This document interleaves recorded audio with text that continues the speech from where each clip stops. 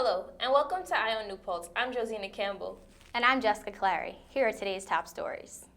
In international news, Uruguay is still writing the rules for its legal marijuana market 2 weeks overdue now, and President Jose Mujica has asked that no details be released until the regulations are finally published on Friday or Monday.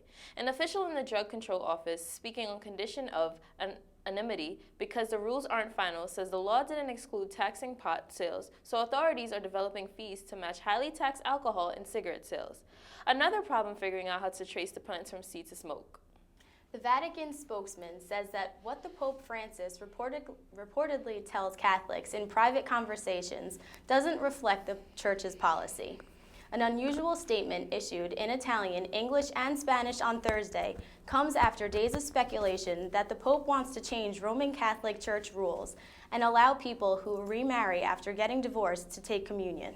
The question arose after Francis reportedly called an Argentine woman who wrote to him saying her priest denied her sacraments because her spouse had been previously married. The spouse, Julio Sabetta, said Francis told his wife she was free of sin and should take communion anyway. An international two-day conference on internet governance is drawing to a close in Brazil as government officials, academics, and technical experts from some 90 countries debate how the internet should be run. The final document of the global multi-stakeholder meeting on the future of internet governance, or Net Mundial, is expected to be concluded in the late afternoon. The wide range of topics the draft document covered in the document includes the right to privacy, freedom of information, and cybersecurity, and ways to prevent cybercrime. In national news, the head of Maui's main airport says a 15-year-old stowaway aboard a flight from San Jose had no clue he was in Maui after jumping from a jetliner's wheel well to the tarmac. Maui District Airport Manager Marvin Moniz told the Associated Press on Wednesday that the boy was disoriented and weak when he got off the Boeing 767.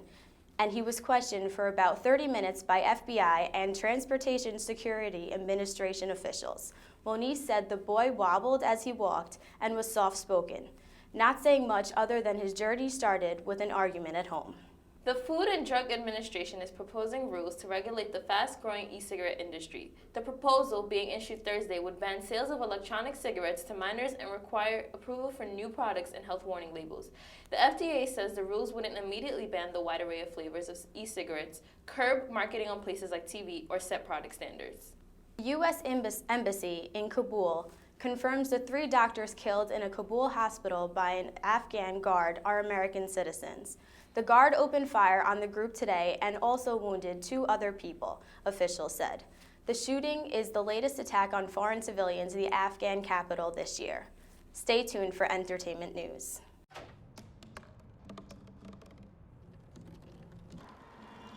Everybody has a dream.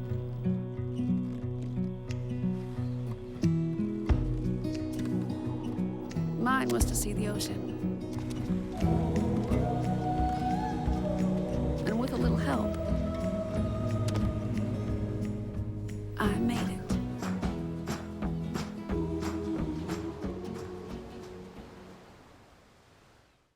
I'm Dominique DiBartolo. This week in entertainment news, Time magazine's list of the 100 most influential people in the world contains world leaders and movers and shakers in science, religion, and sports, but it's Beyoncé who's on the cover. Beyoncé was praised for her music and promoting women's equality. The Oscar-winning composers of Let It Go, Robert Lopez and his wife Kristen Anderson Lopez, also made the cut, along with Kerry Washington, Seth Meyers, and Miley Cyrus. Meg Ryan has been cast as a narrator in the How I Met Your Father. Ryan will be the voice of future Sally, who was played by Greta Gerwig in flashbacks on How I Met Your Mother.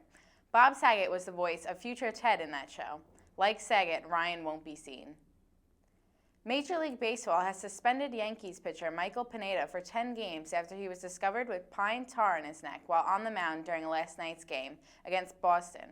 Pineda said after the game he had trouble gripping the ball during the first inning, so he put the pine tar on his neck before coming out to pitch in the second. Pineda was ejected from the game.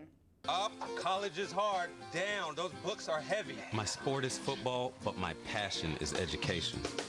So every year I take promising high schoolers on a college tour to show them that higher education means a brighter future. My name is Nnamdi Asamoah. I don't just wear the shirt, I live it. You can be a reader, tutor, or mentor too.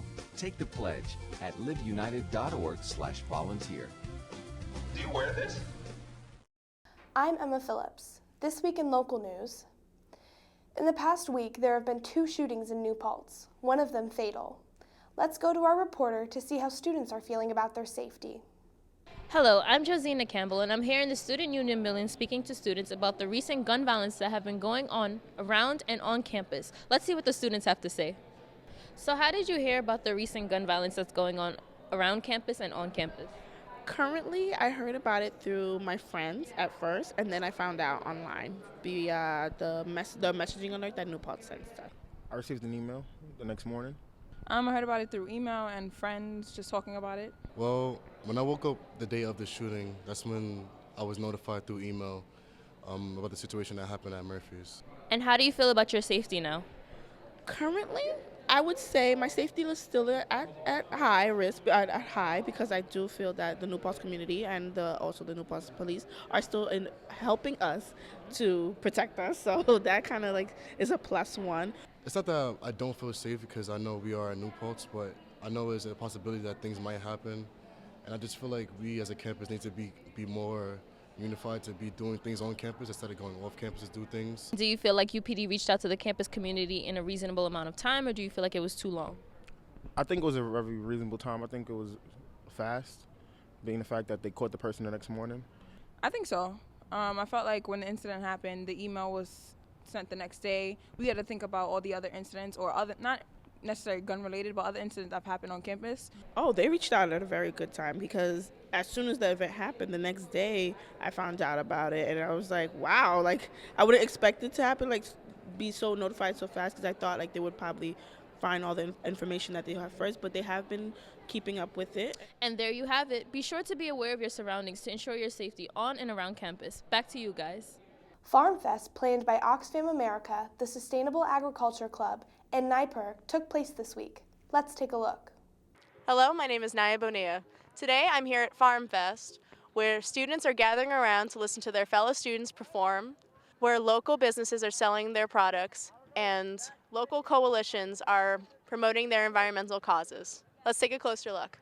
Now, I know Farm Fest is an annual event. What is your personal opinion on how the community gets together for this? Well, this is actually my first Farm Fest, so I don't know. It seems pretty good. I've seen a bunch of people like from the community, not just students, and we had a bunch of people stop by our booth and ask. So I don't know. I have a pretty positive review of it. Well, I'd say in general, with the local farms around here and that sort of thing, it benefits the community because it brings it together. It brings the farms, the restaurants, and the students all together. I think that's one of the really great things about New Paltz in general, is that you have this kind of breakup of so much nature, local businesses, and students. And more importantly, the students, they're passionate about local farming and sustainability, which is what I'm tabling for today. I think Farm Fest is great for the SUNY New Paltz community because it brings the attention to the students of the local community, the farms in the area, the orchards, local businesses, and the campus organizations and the clubs that will get students informed about different environmental issues like Sustainable Agriculture Club. It's a great event for that. And I enjoy seeing all the different kinds of groups that are here too, which is a whole spectrum. We're kind of a different aspect too, because we're, as Climate Action Coalition, we're part of New Paltz, and we do have SUNY students as a part of our group as well. But it's just so nice to see the two groups meeting and working on similar purposes, saving the land, preserving, the future for people. Climate awareness is a big part of what we're doing too, because that's so key in terms of food. So we felt very comfortable being part of this whole event. It's really nice too. Students very active, very interested, and we're impressed at how knowledgeable people are. Now, do you believe New Paltz is a positive place for local businesses to thrive? And do you perhaps think this event maybe is helpful for local businesses to kind of get their message out there and their product? Yes, I think this is a good event for local businesses. This is a great place for them to thrive. There is an interesting population here. You have students that come and go, you have weekenders, and then you have people like myself who came here as students and then decided to stay here.